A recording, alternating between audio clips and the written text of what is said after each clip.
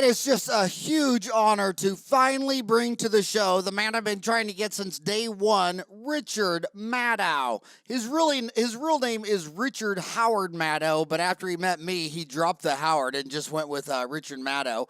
Along with his brother, Dr. David Madow, founded the Madow Center for Dental Practice Success with the goal of helping their fellow dentists achieve success and happiness in their practices. Having been named leaders in dental consulting by Dentistry Today for many years running, their publications, articles, and blogs are some of the most popular in the dental profession and have reached over 100,000 practices around the world. They are well known for their incredibly informative and fun live presentations, including the most famous one of all, Tbse, a one-of-a-kind two-day annual event in Las Vegas, which thousands of dental professionals from around the globe have dubbed the best seminar ever. Rich has lectured to standing room only crowds in practically every major city in the United States and Canada, teaching dentists and team members how to enjoy their careers, supercharge their practices, define and create their own personal success, increase profitability, and have more fun than ever. The Madow Center for Dental Practice Success has a unique approach to coaching. Instead of modules and pre-written programs, each practice is individually guided to overcome their weaknesses and grow their strengths in order to obtain greater income levels and enjoy dentistry more. On a personal level, Rich is a lifelong and award-winning musician. He began banging on the family piano at age 6 and has been playing music ever since. His band Bedtime for Jack has performed all over the Baltimore areas, from dive bars, charity events, and private parties, all the way up to the legendary 8x10 Club. His most recent music project was writing and recording a batch of songs, which turned into the album Coming Through with Static, which won him a performance at the Gordon Center, one of Baltimore's most beautiful music venues. It can only be found on Spotify, Apple Music, and all the regular streaming sites. Among his other achievements, Rich's book, Is Your Frog Boiling?, was an Amazon.com bestseller for 2 full days, and he has traveled to 56 countries. But I gotta say more. Number one, the best seminar ever. It is. In fact, when I took my staff to that, I named our payroll company. To this day, the savings checking account for staff payroll is the Tbse, the best employees ever, TBEE, which we got from you. I think you were doing that or said that at the show. But I just want to say one thing. I was playing the dives, the back bars. I was a wannabe lecturer someday. And this man let me lecture for him, I don't know what, 10 times? At least. I was the Hallmark house. I was always going to be at the Madow show, and you took me from a third world. I had a Ferrand report. You had the Madow report. It was a public. I think you went to like 30,000 dentists. I had the little Ferrand report. It went to like 4,000. But you let me piggyback a ride on your stage. And I mean, you took me from the minor leagues to the professional leagues, and I'm not blowing smoke up your rear. That is, that's what happened. 10 years of you letting me perform in front of 1,000 people, 2,000 people. I mean, I couldn't even see the back room, but really, Rich, thank you so much for taking me from the ballpoint, triple pen to the major leagues. You did that. Well, Howard, it's getting a little smoky in here, but it's funny. You were the very first speaker at the very first Tbse. It was in 1995. We hadn't gone to Vegas yet. It was in downtown Baltimore, about 4 blocks from where I live right now, right where I am in my home in downtown Baltimore. And I remember we did take a shot on you, but I'd seen you lecture to a small group. You were unbelievable. I mean, the most spirited, dynamic, crazy, smartest, information-packed guy I had ever seen. I had already been practicing dentistry for a decent amount of time then. You blew me away. And, it was in some typical small hotel ballroom. And Dave and I came up with the idea of Tbse along the way. And so Ferrand's got to be the opener. And, I guess not that many people knew who you were yet. And we didn't really talk about what you were going to say on stage. And I remember I didn't even know if you were in the hotel yet. We didn't have cell phones. And the morning of Tbse, we just happened to be staying right across from each other. You popped out of your room in a bathrobe, unshaven. You looked like you'd been up all night. I don't know what the heck you were doing. And you started asking me what you should talk about. You cut me off after like 5 seconds. Said, "Don't worry, I'll be fine." It's just like, well, who is this guy? And of course, you came on stage and blew everybody away. And I think you were one of the reasons that we were able to move from Baltimore to Las Vegas to grow and grow and grow from a few hundreds of thousands of people. And you were the most requested speaker so many years in a row. So just as you thanked me, I'm going to thank you for giving us a name in the seminar and convention world. Oh man, the credit all goes to my way. And the other thing is what you did that was so unique. I mean, you've done so many unique things that the Madow report. I mean, this was before the internet and Facebook and Instagram, and your newsletter was to die for. You'd get it once a month. It was like 30 pages of what, black and white. Black and white. It was banged out on an old typewriter. Oh yeah, but it was but what you did was you found real dentists in the trenches doing it, and you gave them a platform. You gave the real guys a platform, whereas the American Dental Association, their magazine would be like, osteonecrosis in a rat's hip from too much iron or fluoride, and you'd read all of JADA, and it's like, do they know I'm a dentist in Phoenix? I mean. Nothing in this entire magazine has anything to do. This back then, it's changed now. Okay, of course. But back then, it was just like a research journal for epidemiologists. And then if you went to one of their conventions and someone said darn or fart, there'd be a complaint, and they wouldn't be paid their honorarium. And then here's Rich Madow goes completely 180 to the other side and opens up with a rock and roll guitar and piano and dropping funny jokes and off-color jokes. I mean, you flipped the dental seminar business upside down, and you ruled it for over a decade just in Vegas. It's hard to believe to probably some of your listeners who are millennials, younger dentists or team members. There's so much out there now. There's so much information, and you can go online and say anything, and you can say the insurance companies suck and DSOs are ruining dentistry. You can say whatever you want. Back then, you couldn't do it. I mean, any publication that had any widespread distribution was advertiser-based, and you couldn't say anything to upset the status quo. And remember, one crazy day, you, me, Gordon Christensen, and Woody Oakes had this bizarre meeting at the ADA, and I just left there thinking, these guys are such control freaks.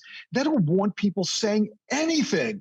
And you were one of the first people. You said darn and fart. You were one of the first people to go on a seminar stage and tell it like it is and talk about your sisters who were nuns and just somehow relate it all to dentistry, which was crazy. And my point is, people who are just coming up today maybe don't realize that at one time people were starved for real practical information, that some dentist who was sitting alone in the Midwest and needed a laugh and needed to yell at somebody, they couldn't get it anywhere.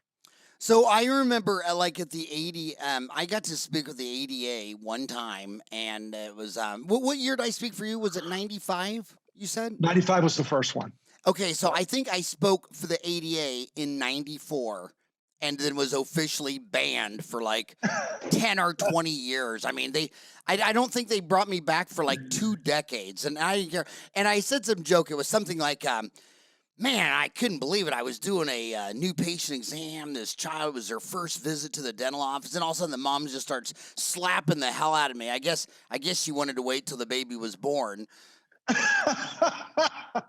And that's even funny now. I mean, it was like I just said Mao Tse-tung should win the Nobel Peace Prize or something. I mean, it was just like they would look at and what I never got is like, okay, well, if you're me, when I said that, I can see everyone laugh.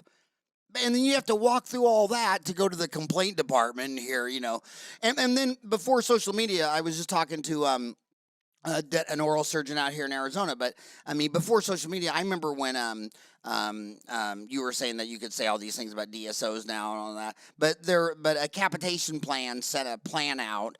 And this one dentist in Tucson wrote his buddy, said, "Are you going to take that plan?" He said, "No way. I'm not going to do a crown for this fee. I'm not going to sign up unless it's this fee." And then the dentist wrote back a letter and said that fee. And then they got busted for, insurance fraud, collusion, and end up having to mortgage their house and were in court for like 3 years. Could you imagine doing that in the day of Facebook and Instagram? There'd be 100,000 dentists down there marching at that idiot idiot's house, you know, trying to shut that down. But Yeah. yeah, we were all alone. Everyone was a control freak. Nobody had a platform. And you were the first one to give a platform to people who wanted to go to Vegas, cut loose, say some off-color jokes, say, you know, have fun, trash insurance companies, and it just really fueled. There were so many. When I spoke for you guys yearly, it was the first 10, 20 rows were the exact same people. And so many of those wives would come up to me and say, man, my husband, he needs this so bad. You know, this is what gets him through. And he thinks about this all year. And just to come to Vegas and have fun and cut up and learn a bunch of stuff. And it wasn't just the information. It was the people, the community that you made. It was just a cool couple thousand dentists that you could just hang with and talk about anything from A to Z. Yeah, they were great. I'm still in touch with them. But I wanted to circle back to something you said too, that when you talked to the ADA, they banned you. And, you know, I don't know how large, let's say there were 250 people in your crowd. They probably got 5 complaints. And it's something I learned really early on. And I think it's a good lesson for your dentists who are listening too. If you're going to do something that's a little bit out there and, you know, not the same thing everybody else is doing, you're going to get complaints. And I know when we first started lecturing outside of TBSE, you know, similar to you, we'd say anything, we'd do anything, you know, play crazy songs, and sure, every time we got a few complaints. But if Dave and I had listened to those complaints, the 5% instead of the 95% who loved it, our lectures would have sucked, because you're just never going to please everybody, especially when you're on the fringe. And I know you certainly know that. Yeah, and you know, I was talking to my boys about that because this coronavirus and this last election, it shows you that there's 2 Americas, and people exaggerate and say, oh, the America has never been this divided ever. And it's like, really? You never heard about the Civil War? I'm pretty sure it was a little more divisive then, when 1 out of every 30 people died during that divisiveness. But, you know, I tell my son, he's saying, you know, I have a hard time liking Aunt so-and-so because she believes, and I'm like, look, dude, you own McDonald's. Half the country wants a cheeseburger and the other half wants a hamburger, and your business model is going to serve both. They're never going away.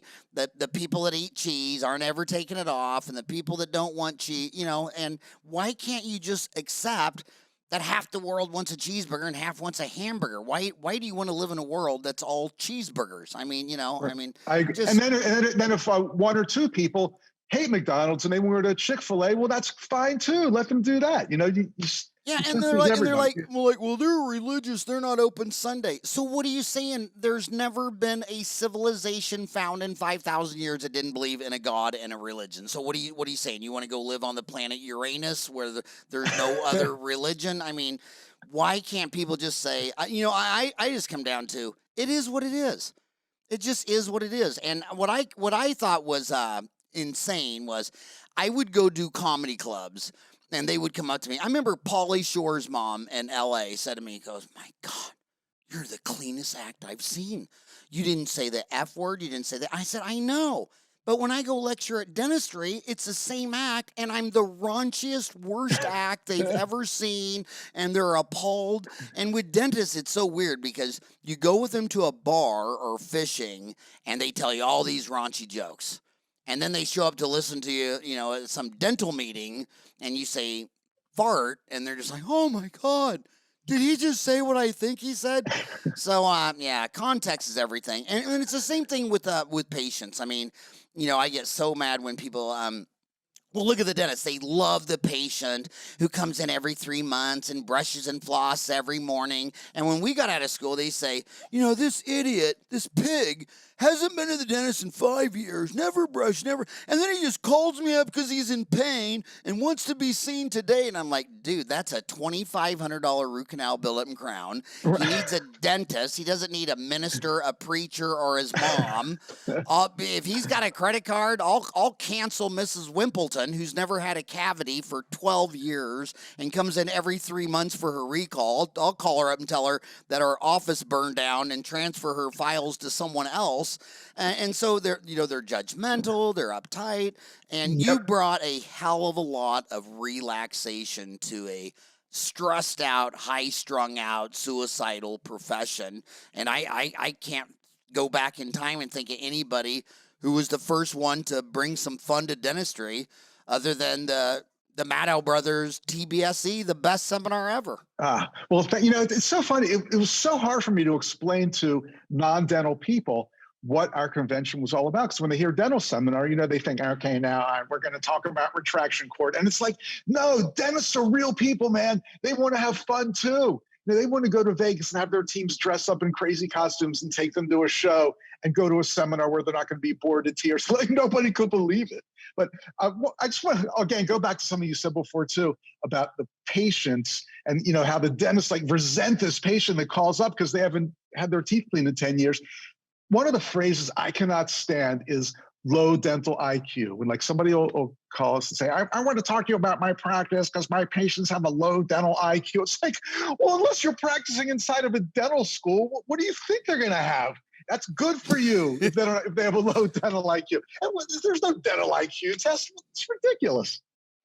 Yeah, and that's why they're serious when they say whenever you're explaining anything to anybody, you got to explain it like they're a sixth grader, because like at me, I grew up with 5 sisters in Kansas. So I grew up in Kansas, so you probably think I can pull an engine on a John Deere tractor, but I played Barbie dolls till I was 12 with 5 sisters, and I didn't get rid of them until, I'll never forget, it was so traumatic. Talk about an early childhood traumatic event was when I had my first friend, Mark Bourdlawn, spend the night with me after school of Blessed Sacrament on a Friday, and he walked in my room and he looked around my room and he said, man, if my sisters left their Barbie dolls in my room, I'd punch them. And I'm sitting there going, these are all my Barbie dolls. And he goes, no, they're not. And I'm like, yeah, they are. And he walked out on me.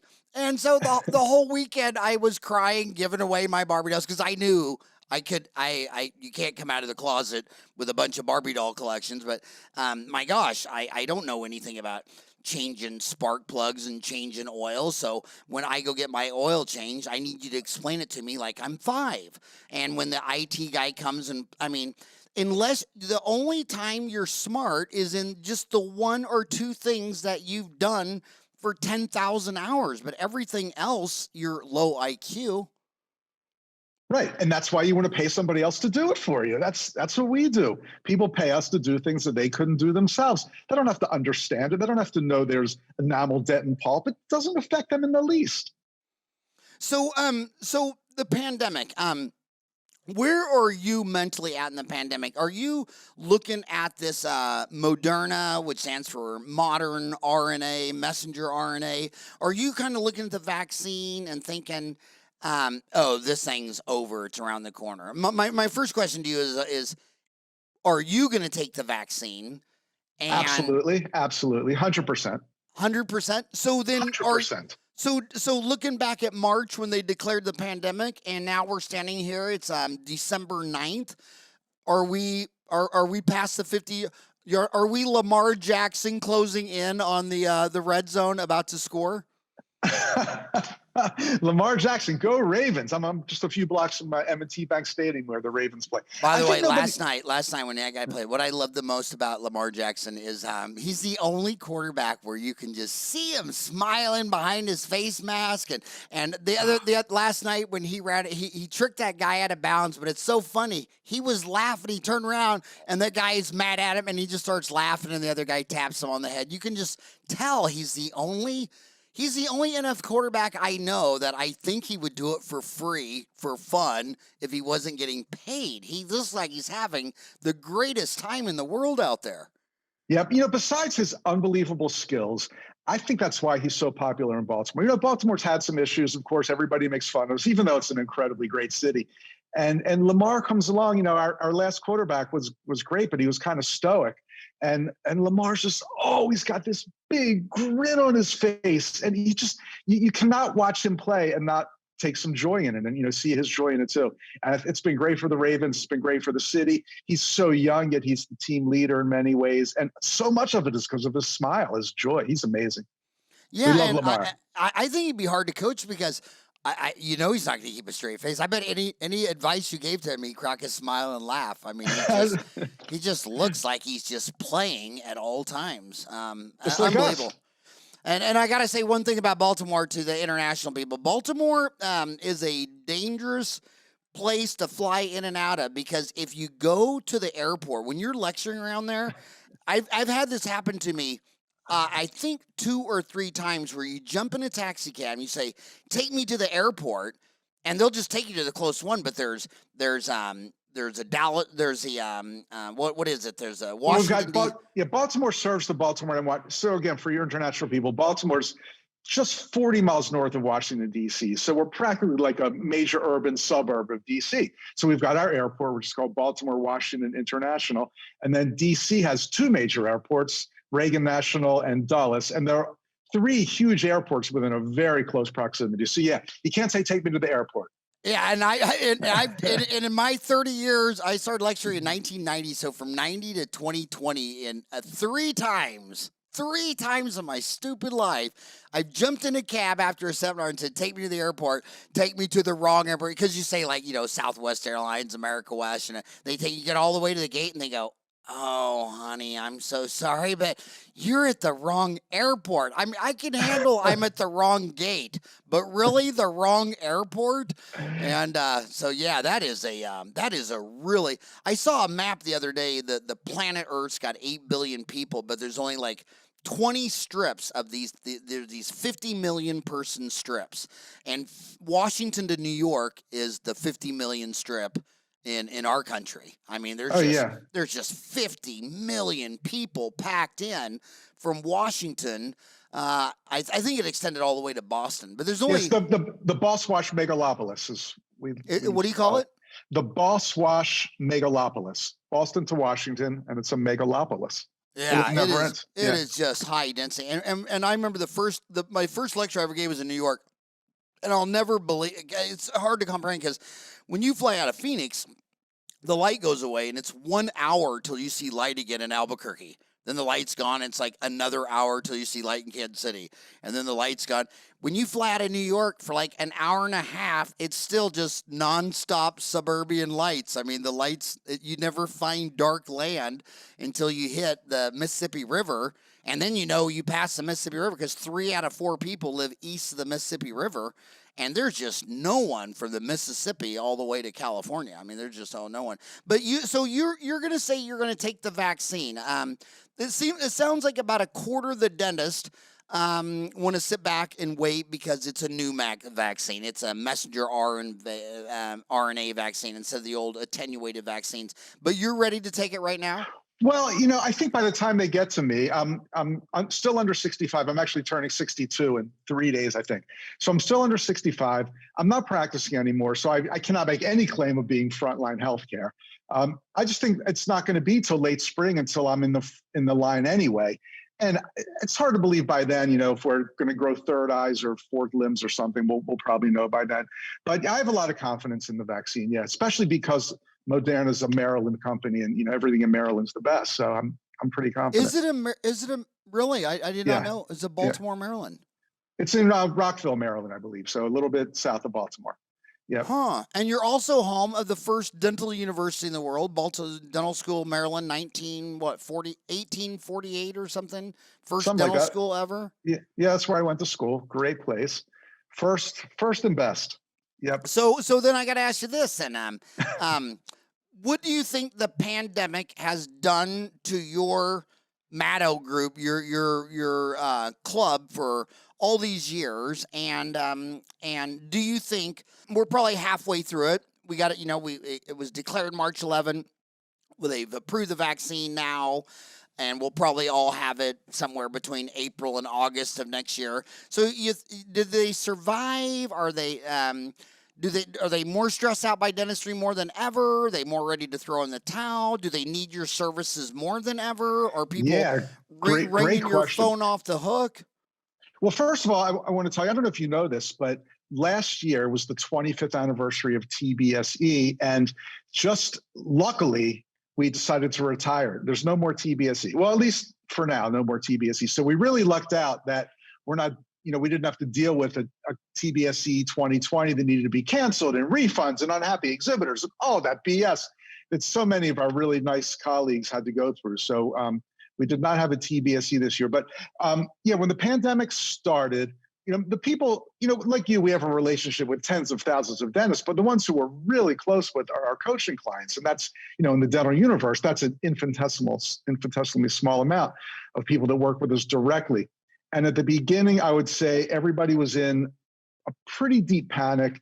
There were people going on Facebook and Twitter saying 40% of the dentists are going to be bankrupt by the end of the year. And I don't think either of us ever believed that for a second, but people like to buy into the panic, and nobody knew what to do.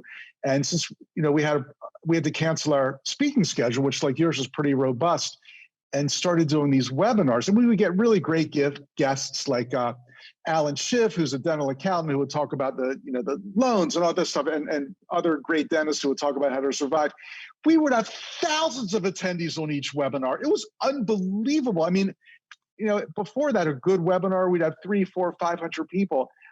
People just didn't know what to do. They didn't know where to turn for information. They were absorbing as much as they could. And yeah, at the beginning, people were in a panic. But then I think once the lockdown kind of stopped and emergency-only dentistry stopped, and we saw that, yes, patients will come in, they will get treatment done, maybe not at the level they did before, I think the panic's kind of subsided. And when our phones stopped ringing for the first few months of people wanting coaching services, we were just talking about it with the team this morning. Right now, it seems like things are busier than ever. People want more information and more help than ever right now. Do you find when you were doing TBSE, how did you balance they need to learn clinical versus motivation, and how did you balance that? I mean, I could have a really motivated dentist that doesn't even know what a high-speed handpiece is, and then I can have Sir Isaac Newton that can't talk to his assistant. How do you balance clinical versus motivation? Yeah, we tried to get Sir Isaac Newton one year, but he wasn't available.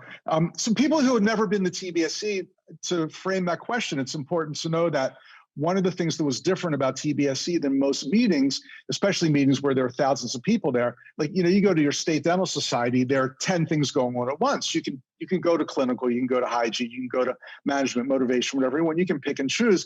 TBSE, everybody was in the same room, and each speaker did like an hour to hour and a half greatest hits show. So when you signed up, you saw the TBSE speakers. There was no selection.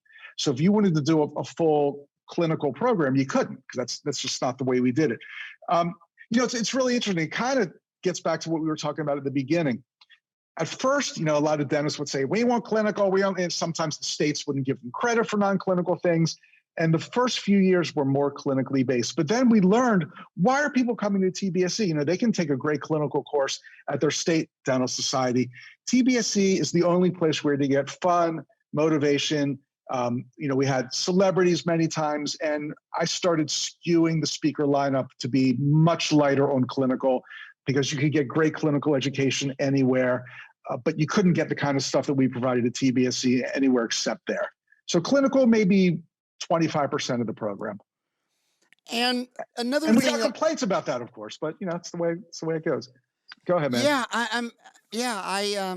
It's tough because humans are just incredibly complex creatures, man. I mean, they're just complex, and myself included. I mean, humans are they're wild animals. I mean, they always like to be called humans. I'm offended when they call us Homo sapiens, because that almost means that there's other homos out there. I'm pretty sure we've killed off Homo Neanderthal, Homo habilis, Homo, all. I mean, we killed. Doesn't Homo sapien mean wise? Doesn't that mean the wise man? Or yeah. Yeah. So we're wise. But I don't think we should be called Homo sapiens anymore. We should start with the name of the animal kingdom and go all the way down the line, because and then people say, well, how do you know we killed off Neanderthal? Well, here, let me show you a list of all the other animals that have gone extinct since we started moving around the planet. But they're just very, very complex, and I would almost rather have a low-skilled dentist working on me with a great attitude, because he'll try hard, than the most skilled dentist in the world, all burned out and fried, who's just doesn't even care anymore. You know what I mean? And it's it's a tough job that my dad warned me about. I mean, my dad was in Sonic Drive-Ins, and when people would come to Sonic Drive-In about to eat a foot-long chili cheese dog, you couldn't beat the smile off their face with a crowbar. And then when I told my dad I wanted to be a dentist like our next-door neighbor, Kenny Anderson, he looked at me funny like, what the hell would you want to do that for? No one likes going to the dentist. I mean, he said it to me like no one likes going to the dentist. The hell? Well, that rubs off on you, Dave. I mean, Yeah. when every day when someone's about to sit in the chair and they say, God, I hate going to dinner. Are you going to give me a shot? And you're like, I don't know. You got a bar through your tongue and your arm sleeved. Did you just give up shots yesterday? I mean, it just wears on them, wears on them, wears on 'em. That's why I thought you were so important, because I thought you clearly said, look, who cares if you know how to do a root canal if you hate life and you hate root canals and you hate your staff and you hate your patients? And I thought you were there almost like giving them medicine. And I also thought it was very neat that you moved your show from Baltimore to Vegas, because I remember about 5 or 10 years later, because of you, the ADA, they got a lady there. She's still there. I'm friends with her. And they started surveying dentists. And sure enough, you were right. 70% of the dentists picked Vegas. If they could pick any spot to go, is Vegas. 20% were the 2 Disney properties in California and Florida. And 10% was the rest of the entire planet, from Hawaii to Kansas City. And you just knew there was something magical in Vegas that dentists needed. And I published that Onion.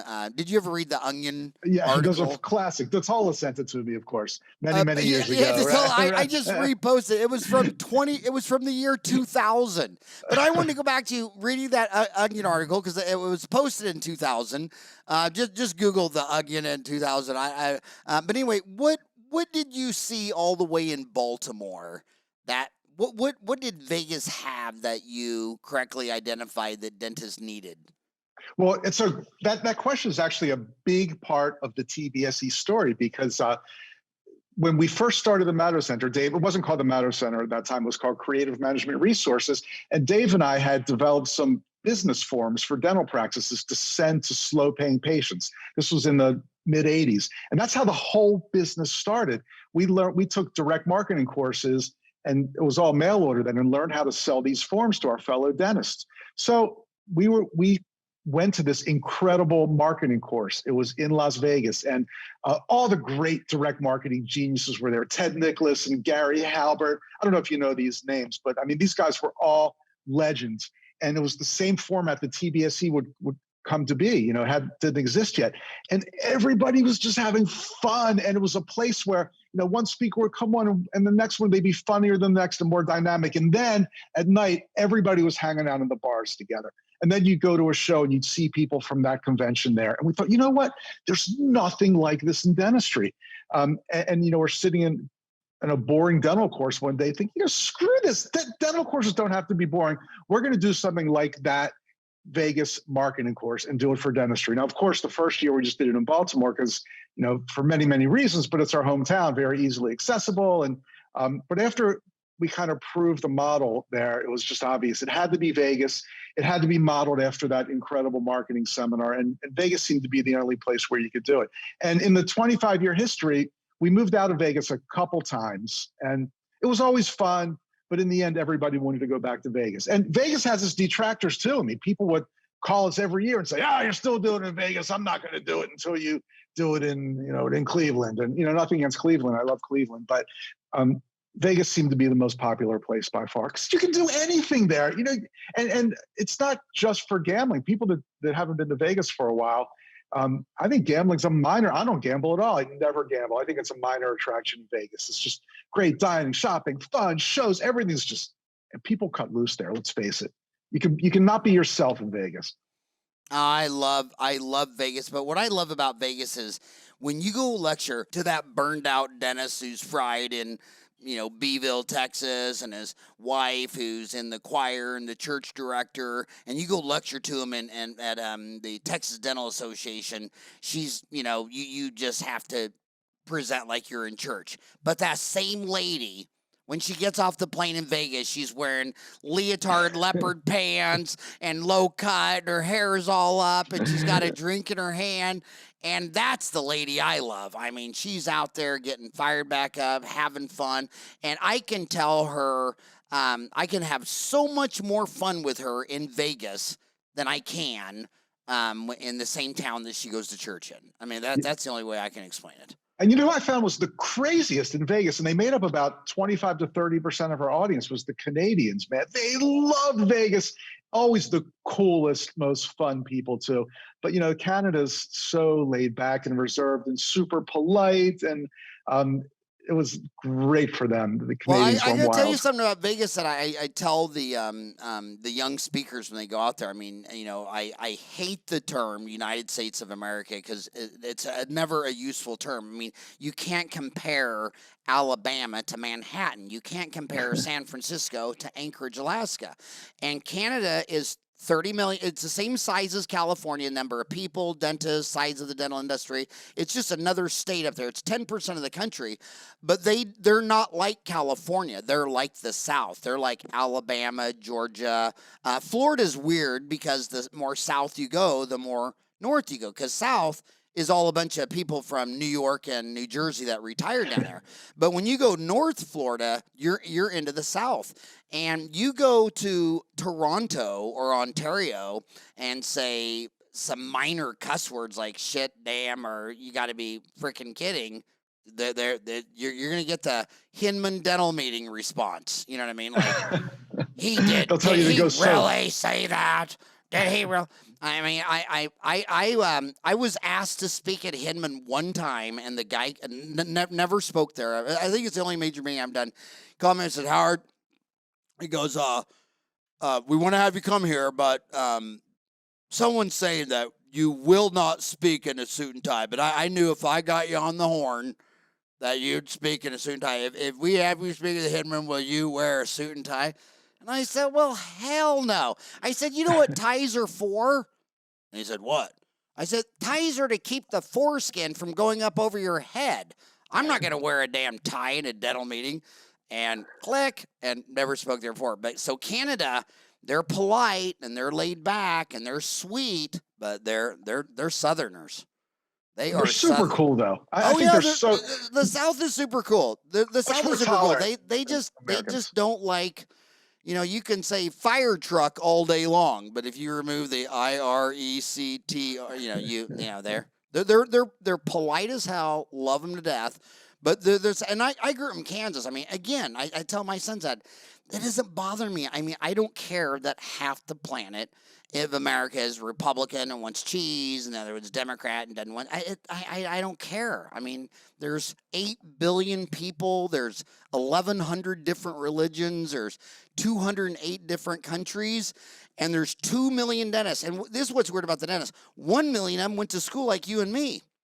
The other million didn't go to any school, but they're a village of 5,000. I've been to many of these villages, and that man right over there, he's the dentist, and he's kind of like a witch doctor. I mean, you take any problem to him, and he's got leaves and lotions and potions.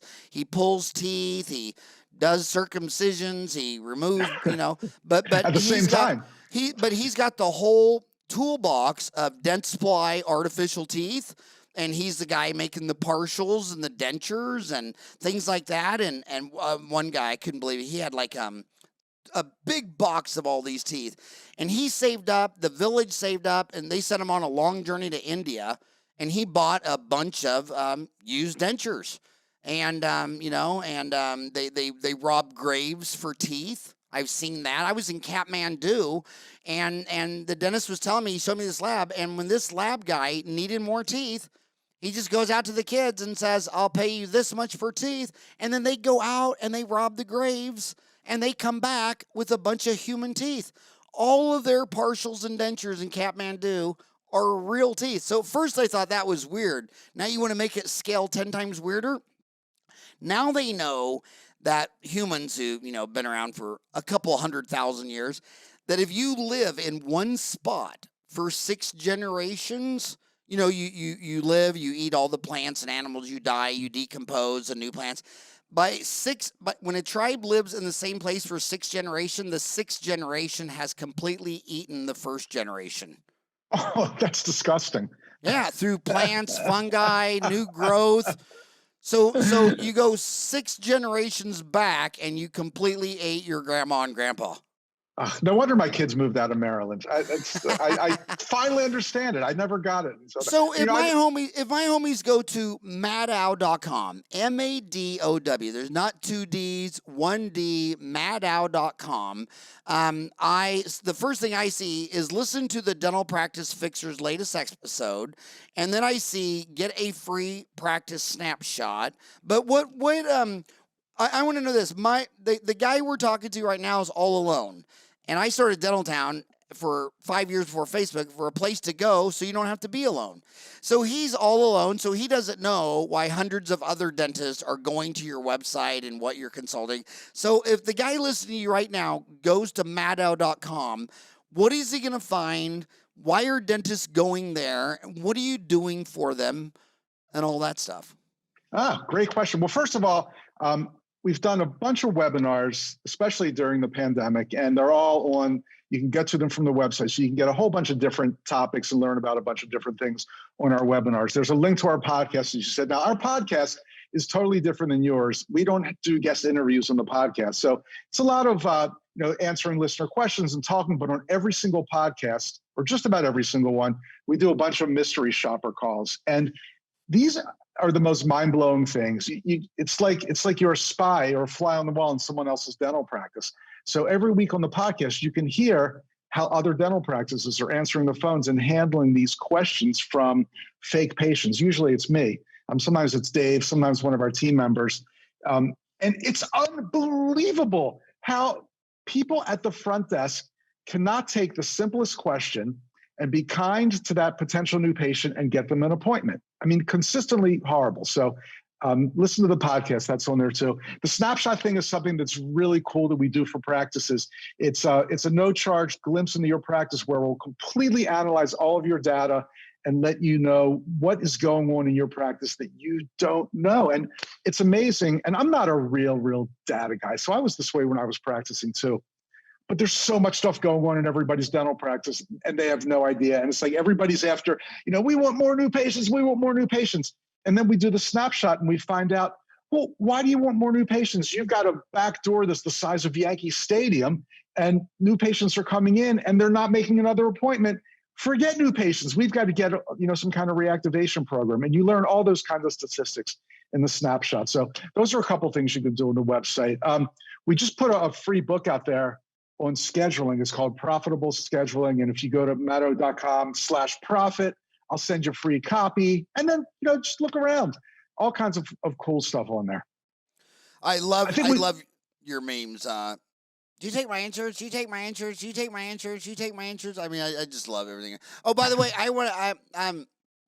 your podcast is available on iTunes, Spotify, Google Play, Stitcher, but I'm telling you, you can put your podcast on Dental Town for free, and about 62 dentists have uploaded their podcast for free, and they all say the same thing. They always say, my views on iTunes exploded after I started putting up on Dental Town because what happens is this is what my podcast was. It's kind of like, I don't want to call up Oprah and say, well, what's the book I'm supposed to read this month? I mean, Oprah doesn't know me. I like to go into Barnes & Noble and walk around, and I think what they do is Dental Town, 70,000 of the dentists downloaded the app, and they open the app and they go to the podcast. And if I'm going to work and I'm going to get beat up by a root canal, they're looking for a root canal endodontist guy. If I'm going to go place an implant, they're looking for an implant guy. If I think I don't have any new patients, they want a marketing guy. And then when they find somebody that they like, then if their regular deal is iTunes or Stitcher or whatever, they go to that. But there was this one podcast from a guy in Florida. He put up on Dental Town, got on Dentaltown got 675,000 views. Holy And moly, that's I said, unbelievable. that's insane. And he goes, I know, but it completely exploded my iTunes. So it's just more free marketing. But if you're already putting it up for free on iTunes, Spotify, Google Play, Stitcher, I'd load it up on Dentaltown because I'll definitely do it. what I've noticed during the podcast is that humans are massively in they're loners. I mean, look at half the jokes about your mother-in-law. You know what I mean? And my gosh, and I made a lot of mother-in-law jokes, but I love my mother-in-law. That was the best funeral I ever went to. And but they've been moving away from each other. I mean, the research shows we all started in Africa. And nobody left Africa until maybe as recently as 70,000 years ago. But look how far everybody spreads away from their parents or mother-in-law. They eventually are in Argentina to Australia, trying to get away from other people. And they're asleep a third of their life. They're at home a third of their life. And when I poll dentists and I say, what stresses you out? It's never root canals, fillings, and crowns. It's my staff and my patients. I just don't think Sapien does well with other people. He's kind of like a woodpecker who just wants to find a little hole in a tree and get inside there and stay away from the world. And what this pandemic did is it exploded these individual dentists who just want to stay out of the local dental society. They're not members of their local dental organizations. But this pandemic was too much for that one individual guy. And we saw the traffic on Dentaltown explode, podcasts explode. I mean, this is dentistry's darkest hour in my lifetime, except for going back to about 79, 80, when those two men in Los Angeles had Kaposi sarcoma and that acquired immune deficiency deal. And when they had Kaposi's, they're like, well, that's like, they should be old without an immune system. They're young, healthy. But the CDC guy found out they were both gay. He said, this is so out of the ordinance. Something's big there. And that pandemic went on to kill 36 million people. And I remember back in the AIDS deal that it was too much for dentists. Everybody was like reaching out, like, what are we going to do? Because people were afraid of it, And this pandemic now has scared the shit out of so many dentists that I can't recommend enough podcasts and platforms of dentists because they're sitting home alone. And thank God there is social media during this time because they're all isolated. If they were isolated and all they had was a book and a cup of coffee, it's be tough. But when they're reaching out for you now, do they seem more stressed now than at any other time? I mean, oh my can God, you think absolutely. of another time? Yes, absolutely. Yes, absolutely. Everybody's stressed. Everybody's unsure. I think that a month and a half ago, people were finally starting to feel a little better. And then, of course, a lot of people predicted the spike, and unfortunately it did take place. Everybody's uptight again. But I have a question for you, Howard, because when did you create Dentaltown? When did it actually start? Dentaltown, it was, the idea was 98. And I got it launched on St. Patrick's Day, 99. And what it was is I've never had an original idea. I mean, I started the Fran Report after I subscribed to your Richard Madow report, and Woody Oakes was the other one. It was you were number one. The way I remember it is you were number one. You had about 30,000 subscribers for a black and white newsletter. Woody Oakes was number two, about 10,000. I never hit the 4,000 mark. And those were the two favorite things I wanted to read because I knew if I read dental economics or the time, I mean, they'll just take like a Roger Levine article and put it in a blender and stir it around, and the same words come out. Like, and it was weird because back then everybody was so politically correct.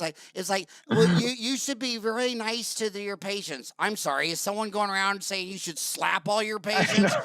You should put fresh flowers in the waiting room. I'm sorry, is someone saying you should put dried up, stale, dead flowers in the waiting room? I mean, everything back, and there's nothing against Roger Levine, love the guy, but it was back at a time where you just had to only say pleasantries and you couldn't upset anyone and you had to be all nice.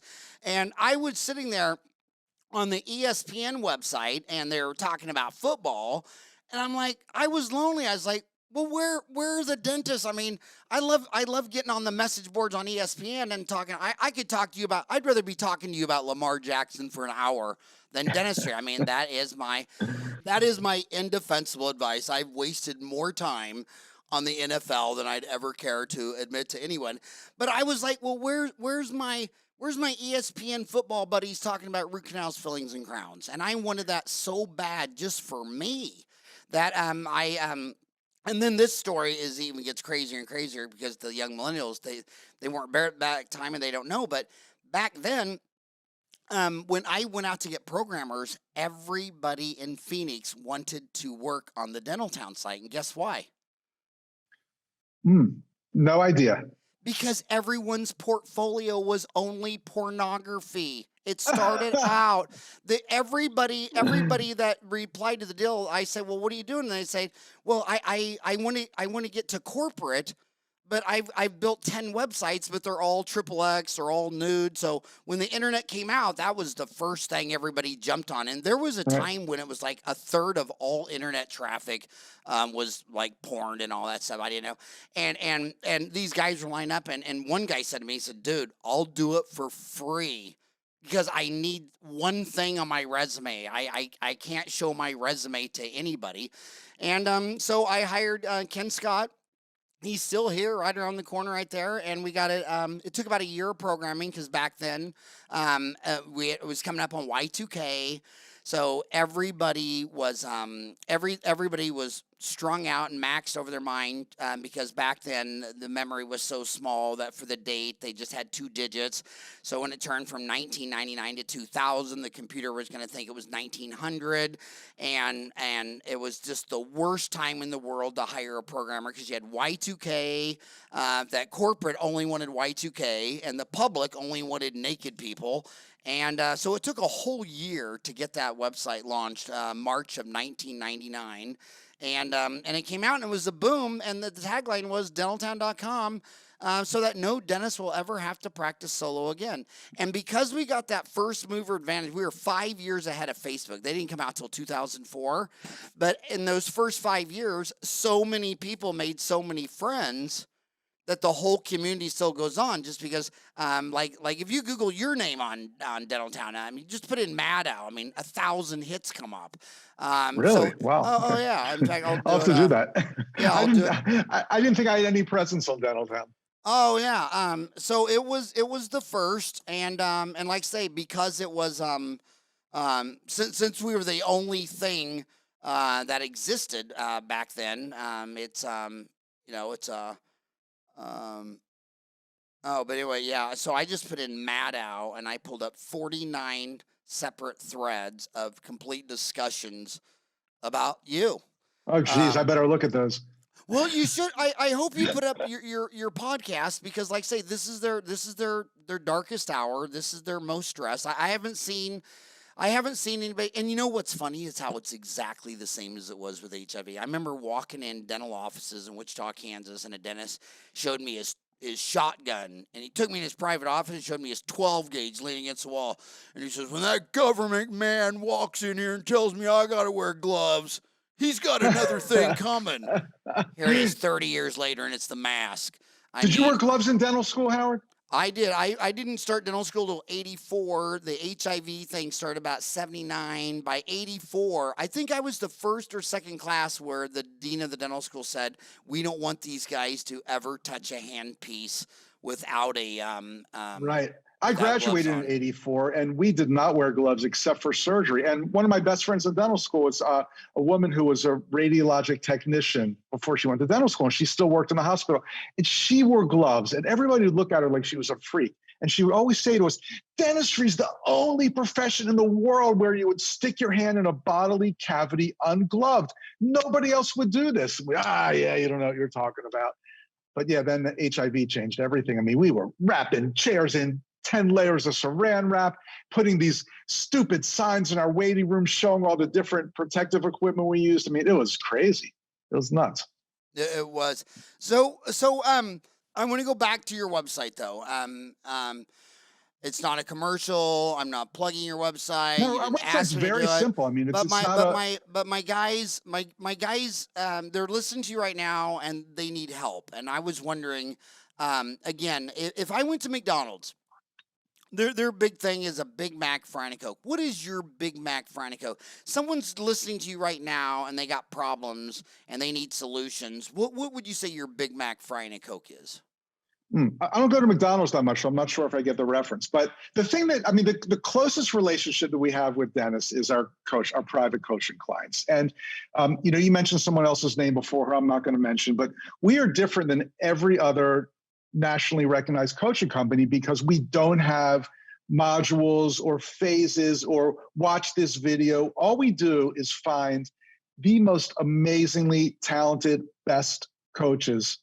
And we have them kind of adhere to our Madow philosophy, but they really get to know every single practice they work with, and they have an intensive observation period with the doctor and the team, and they'll post-COVID, of course, pre-COVID too, but they go into the practice and observe for days and get to know what makes this practice tick and do an intense data analysis. I know when I was practicing, I was a big fan of coaches and consultants, and I went through a bunch of different consulting companies. And every single time they come in, it's like, okay, month 1, this is what we do. Month 2, this is what we do. Month 3, this is what we do. I'm thinking, like, you're doing the same thing for me in Baltimore, Maryland, large suburban area that you'd be doing for a dentist in the middle of Idaho, they'd be doing for a dentist in Texas. It doesn't work that way. So when our Big Mac Fries and Coke is working very closely with the practice to do a customized coaching program for them to get them to not just earn more money, but love what they do every day. Because you said this a few times during this podcast, so many dentists have what I call the negative happiness equation. It's a Patty Lund term, where you know that you're going to hate yourself at work 4 to 5 days a week, just so you can have the money to burn on the weekends and buy your sports car and do all this other stuff. It's not all that meaningful, but life's so much better if you love what you do at work as well. And that's really important to us and part of our philosophy. So we want to help dentists not just earn more money, but really enjoy what they do and look forward to going to work, just like both of us do. This might, I might be completely wrong, and maybe I shouldn't say this, but I always thought that people who hate their work and only do it for the money take that money and buy big cars and fancy houses and all these trophy things. But the people who just love their work and they just love their work and they still make a shitload of money, they actually make more money. They don't really have any needs for a red Ferrari and a boat named Root Canal and all these things like that. You see it with movie stars. I mean, like you see it with who's that well, I don't want to say his name, but who's that really good looking pirate guy that does all the movies? The pirate guy, Johnny Depp. Yeah, Johnny Depp. Guy, I right? mean, he's always dropping millions of dollars on this and millions of dollars of that, and I always think, yeah, he looks like he's freaking miserable. He really does. But then you find someone who just really enjoys what they're doing, and who's that NFL sports commentator Howie Long? Don't know. Yeah, Howie Long. You got me there. Howie Long's like one of the biggest charity contribution guys in the NFL. I mean, he's given more money to charity than probably anybody in the NFL, and he's just happy, and he's married, and his kids, and he just doesn't need all that bling. But when I see a dentist that I mean, you see it here. I mean, there are really, really rich dentists out here that live in the suburbs, and you would never even know it. I grew up in Kansas. Dan Carney and his wife Beverly started Pizza Hut. They had 2,800 Pizza Huts. And me and my friend Jim Bell, I mean, we whenever we had a business idea, we'd drive down to Pizza Hut, and we'd walk in there, and we'd say, is Dan here? And they just smile at it and say, yeah, he's just right in. And we go through his door, and there's Dan Carney, the founder of frickin' Pizza. Wow. And he would sit down, and he would listen to our stupid business ideas and our stupid thoughts. And he looked like he was a homeless guy. When I went down to Bentonville, Arkansas, they started Walmart in 1962. That was the year I was born. We used to go fishing down there, trout fishing, where the White River meets the Brown River. And every single person that I ever met Sam Walton said, yeah, he's got an old beat-up truck. When he gets out, you're going to think he's some toothless, homeless farmer guy from the hills, and his desk when he died was a door on on two of those well, whatever you're called, but every one of his like a pony horse thing. yeah, every one of his managers until he died when they went out of town, it was Motel 6 and it was 2 to a room. And if you wanted your own room, he fired you because that's just not the type of guy. And I just noticed that and here's something I really can't say and I really shouldn't say, but I'm gonna say it because I have that defect in my head. But Cover my ears. like when you go to Beverly Hills or you go to Scottsdale and you look at all the veneer guys, the cosmetic dentists and all that stuff, it's all marketing and pizzazz, and the quality's like, eh. And then you go out to the suburbs and you get about an hour away from Beverly Hills, and instead of Scottsdale, you go to just like Chandler, Mesa, Gilbert, the middle class. There's some boys there that do the best cosmetic dentistry in the world, and their veneer price is the same as their crown price, and it might be, $9.50 a piece, and it's perfect. And then you go to Scottsdale and you'll pay $1,600 to $2,000 for a crappy veneer. And I see the same thing in Beverly Hills. It's like if you need to be Beverly Hills and you need to be rich and famous and have a Lamborghini and whatever, there's something broken inside of your heart. But you're saying in dentistry, though, it's almost they're making up for their poor clinical skills by having the big, flashy Hollywood office. Yeah. But I'll tell you something. We're empty nesters. So about 10 or 11 years ago, my wife and I moved from the suburbs to this. You're looking at, if you're on YouTube, you can see this. Like you're almost seeing my entire condo here. We live in a little flat, got rid of all our stuff. I own practically nothing. My piano that's behind me, a couple guitars. I used to have 30, and maybe some clothes and some kitchen appliances. I really don't own much anymore. And it's just so much better not to have that clutter in your life. Oh, yeah. They're compensating for something. They don't. Why do you need all of that? You know what I mean? Yeah. The only reason I sold my Mcmansion, it was 2 reasons, and I'll say the first one. In the hope of my kids are not listening to this, I can't imagine they would be listening to Dad's podcast. But there was something about when I'm living in this home. I'm all by myself, and my 4 boys each still have their bedrooms, and I'm sitting there with 4 one-ton air conditioners. It would just seem like an environmental catastrophe. But you know what? When you still have your original bedroom back in the deal, it's so easy after a breakup or a girlfriend or whatever the hell. Just move back home. And I said to myself, my God, if they all ever move out one more time, I'm selling the house. I'm downsizing. And I did that, and I think it's great. And that's another question I want to ask you.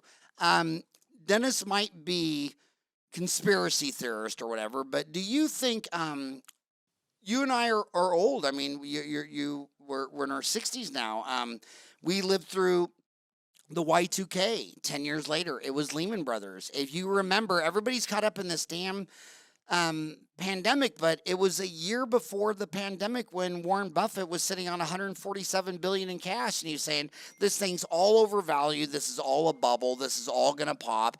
And Warren Buffett taught me freshman year of business school at Creighton University in Omaha, Nebraska. He came over and taught your deal. That's when I learned the Buffett indicator. He said, now look, here's the Russell 2000. Here's all the publicly traded stocks within any single country. So if all the stocks in this country are publicly traded at a value of $1, well, that's got to be less than the total value of the whole GDP. So if the GDP is $1, the whole value of publicly traded stocks has to be less than that. That is obvious. And he showed this 50-year chart where every time it got over the Buffett indicator where the value of stocks were greater than the GDP, there was a correction to come. And every time it got really low, like maybe down to 70%, it was a good buying opportunity. This is the highest it's ever been. The stocks are worth 181% of the GDP. I mean, Buffett hasn't even given an interview since March. You can't even find him on YouTube. I mean, he hasn't said a damn thing. dentists aren't dumb. When I go to Dental Town under finance and I go to stocks, half the dentists are like, dude, sell everything and run for the hills and just take gold nuggets with you. And the other half are doubling down on Tesla. And by the way, some young dentists will say things like, well, Howard, Buffett says that, 6 times earnings, but, that's just a number he pulled out of a hat. No, I don't think that's pulled out of a hat. Go back 100 years for that. I'm 100% Irish. The Irish diaspora, a lot of Irish people couldn't afford to come over here. So there were people that were doing indentured service that said, hey, Irish buddy, I'll transfer you to the United States, but you'll work for me. You'll be an indentured servant for 6 or 7 years. Now, if they would have said to the Irishman, when a stock sells at 100 times earnings, so if I buy this stock Tesla today, the profit it generates will take 100 years to get my money back. Well, what if I went to Ireland in 1850 and say, hey, Rich, I'll move you to America, but you have to work for me for free for 100 years. Sold. I'll do it. Yeah. But don't you remember when Buffett was saying 30 times price to earnings? That's crazy. Everything's going to crash. And now that 30 times price to earnings would be like a great P to E for some stocks. And I think did DoorDash go public today or yesterday in the billions, and they've never made a profit. I can't say I understand all this stuff. The tech stocks are puzzling to me how they can be so highly valued and yet they're unprofitable companies. So for financially, I've always said the main thing is just to live below your means. And if you can't live below your means, you need to find that empty hole in your heart or whatever and go patch that, then come back. Get your head fixed and then come back. But when dentists and they have very weird expectations. Like a lot of dentists will say, I'm doing terrible. Last year I barely collected 1.2 and barely took home 250. And I'm like, dude, you just did 2 dentists worth of money. How are you making double doctor income, but you still think that you're just a loser? I'll tell you something. It breaks my heart, but it is so frequent that we get a call from a dentist who wants to work with us, and they haven't taken a paycheck in a year or 2 years or since they opened their practice. I mean, I'm not kidding. Never taken a paycheck. And yeah, dentist is making $250. It's great. It's by the standards of how we live in the United States. It doesn't sound like anything to complain about, because you can't worry about some jerk at the local dental society meeting who pulls up in his Maserati and is telling you he collected 10 million this year, because he's probably lying and he's probably miserable. And if he did, so what? He's not you. Who cares what somebody else did?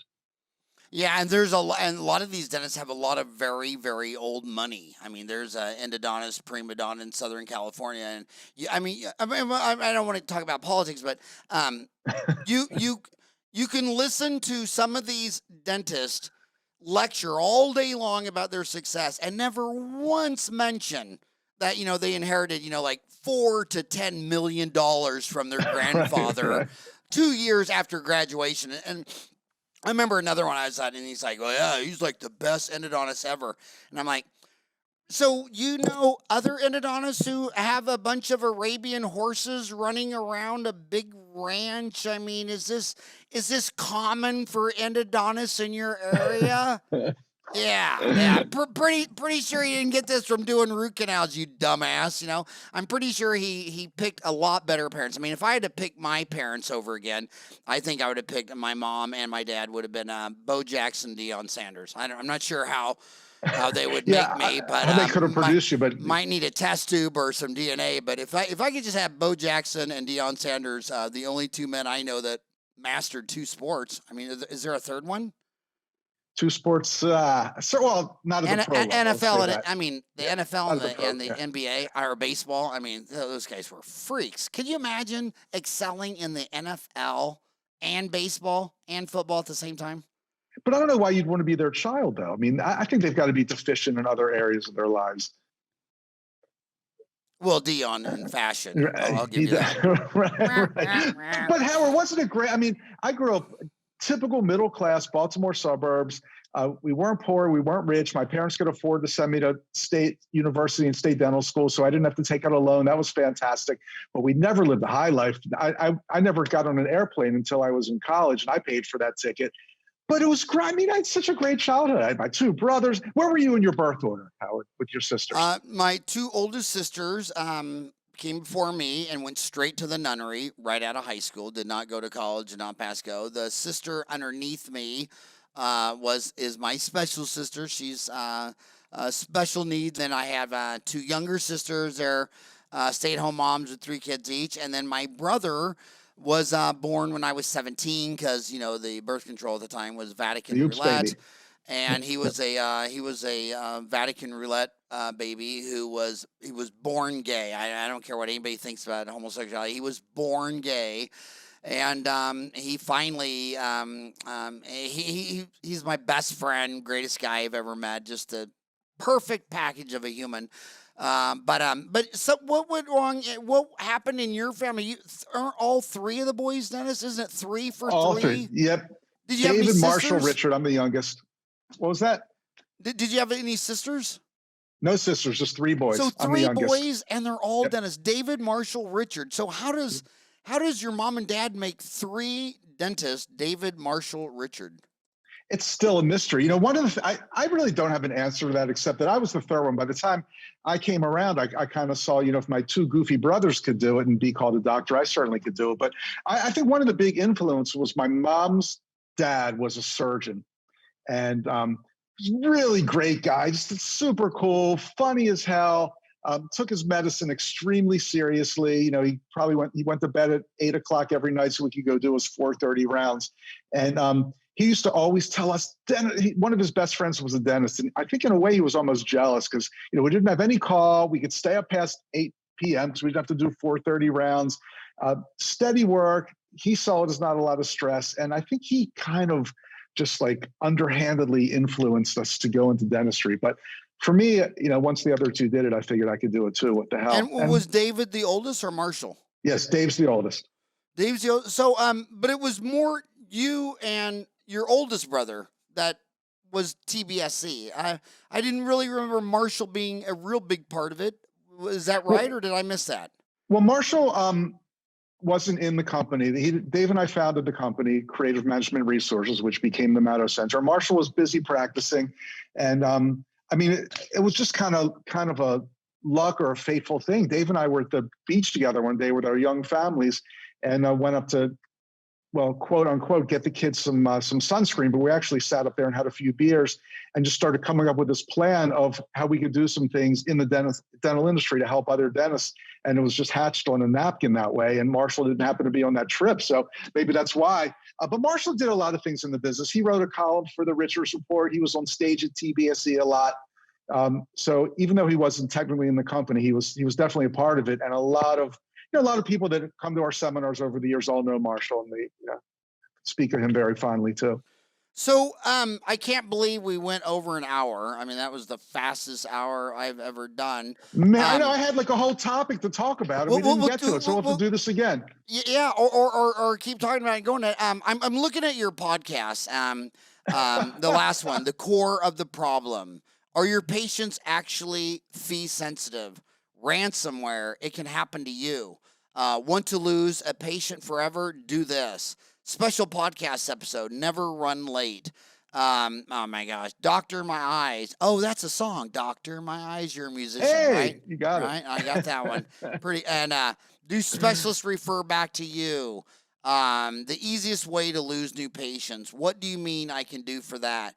And I got to tell you another thing I've always thought about you. I know everybody thinks about dental marketing as Fred Joyle with 1-800-Dentist and his book, Everything is Marketing, but no, man. You're the best marketer in dentistry, and the reason you would get 2,000, I don't know how many people used to be at those TBSEs, but I could not see the back quarter of the room. Wasn't that room awesome? It felt like you were going to a and people would basketball always game come when you up to walked in, me right? and say, oh, I saw you at TBSE, and I'm looking at this person like, I've never seen your face before. So I know it was at TBSE. If it was at the State Dental Society, I would have seen every person's face 5 times. But yeah, it was probably at TBSE because I couldn't have picked you out of a police lineup. But it was because of those writings. And you also had a very unique deal. Everybody else would take like a quarter-page ad in a dental magazine, or they'd send you a brochure. You'd write like a 6-page rant letter about what. Do you remember those? Do you remember that? Of course. And you were That just was on fun. your typewriter, and you could just tell. And I'm going to sit there and think, okay, this guy probably just had 2 glasses of wine, bammed out a rant for 6 pages, handed it to his secretary, and said, "Print it and mail it." And you couldn't even get to the end of that rant without signing up for whatever the hell you were doing, your newsletter, your seminar, or whatever, and just reading the titles of your seminars. I mean, mine are like, "Today's seminars with Dr. Frank." Yours like, I mean, you're just a genius marketer, man. You're just, well, thanks. well, I mean, really, I mean, Fred's up there. I definitely put Fred in the top 10. Fred's a great guy. But you're the number 1 marketer in dentistry. You're hilarious. No, I know, man. I'm this dentistry uncensored. If I thought you were full of shit, I'd be the first one to say it. And, you didn't tell me we could say shit on this thing. This opens up a whole new window here. Oh yeah, I just loved it because I knew when you're the only place I could go. I knew I was going to Vegas, and I could walk out on that stage with no filters and no worry. Yeah, but we got complaints about you every year. That's the only problem. I know. And then you bring me back.